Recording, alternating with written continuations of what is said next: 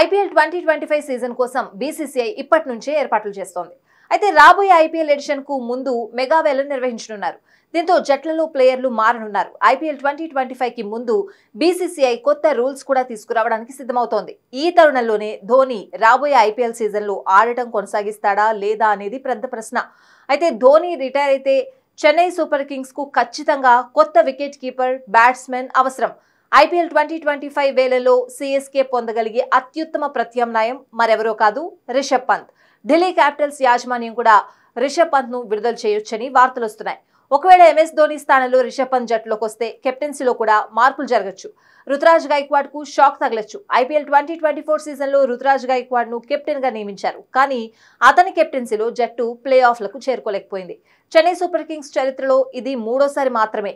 పంత్ ను జట్టులోకి చేర్చుకోవడంలో ఫ్రాంచైజీ విజయవంతమైతే అతనిని కెప్టెన్ గా కూడా చేయొచ్చు.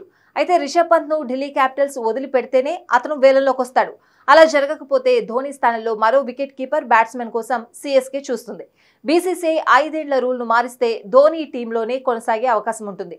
ఇది జరిగితే ఐపీఎల్ 2025 లో ధోని ధనాధన్ బ్యాటింగ్, హెలికాప్టర్ షాట్లను గ్రౌండ్ లో చూడొచ్చు.